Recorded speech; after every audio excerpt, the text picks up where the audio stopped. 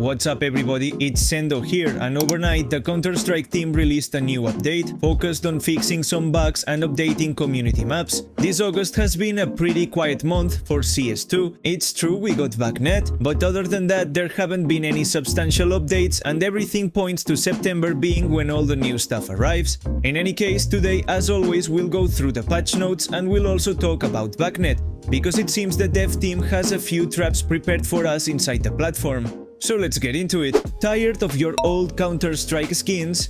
Whether you want to trade them or sell them, SkinSwap is the place for you. The key to SkinSwap is speed. In just a few clicks you can completely refresh your inventory or cash it out using multiple payment methods. And it gets better. When you make your first trade, you can get a skin worth up to $50, absolutely free. You can even buy skins directly from China at the absolute best prices on the market. Use my promo code sendoh to activate all your bonuses. Link is in the description. This week the dev team gave us a patch loaded with, well, the usual. They've updated two community maps, Boulder and on the other hand, Poseidon. If you're wondering why the update is so large when that's all it contains, it's because every time a map in the game gets updated, we have to partially re-download a good chunk of that map. So the update size goes up quite a bit when, as you can see, there's really nothing major in there. What is important, or rather mysterious, is the bug they patched last night. They mentioned that they fixed a case where the player's speed was too high when moving against walls. Some might assume it's some kind of speed bug when you press up against an object, others when running while hugging a wall, and there's even been speculation that maybe it was an issue with the game's serve. But no, right now at this moment nobody has managed to figure out which bug they actually fixed, because everything seems the same.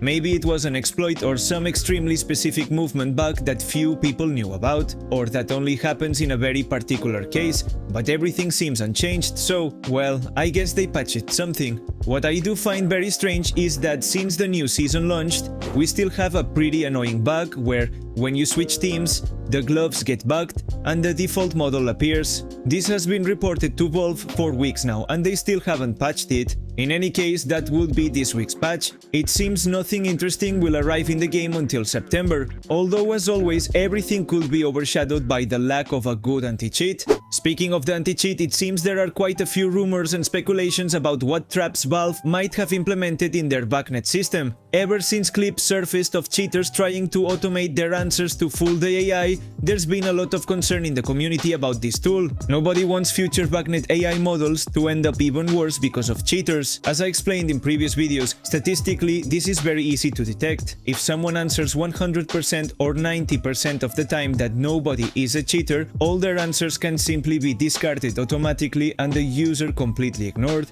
left clicking buttons for hours without any of it mattering. When I explained this, a lot of you kept saying that since Valve is so incompetent at building an anti-cheat, they'd most likely not have prepared any way to catch these cheaters making up answers. But new details keep emerging, and the most plausible scenario right now is that Valve has planted several random trap clips in the tool. This means that every so often Valve could insert a clip where they already know the answer with 100% certainty. And if you don't answer correctly, they'd automatically ignore all your past and future responses. In fact, a clip has already surfaced where a user was spinbotting, and when you clicked through the player, a frame appeared showing the full backlight notice, so there's no doubt that person was cheating. If someone answers that they weren't using cheats, they'll obviously be discarded. We don't know exactly what other factors or traps they might implement to filter out false results, but the truth is that maybe this tool should have come out years ago, and right now we'd be seeing different results in the game. Because yes, they're banning people who spinbot, but everything else carries on like nothing's happening. That's how I've seen it in Premier Mode, running into people at 31,000 ELO, playing ultra blatant like it's nothing. Anyway guys, that would be today's video. There isn't much to talk about lately, and unfortunately I don't want to make negative videos every single day either. Let's hope this September brings some good news and the game gets a bit more life in it. I'm Sendoh and that's it from me for now. Bye!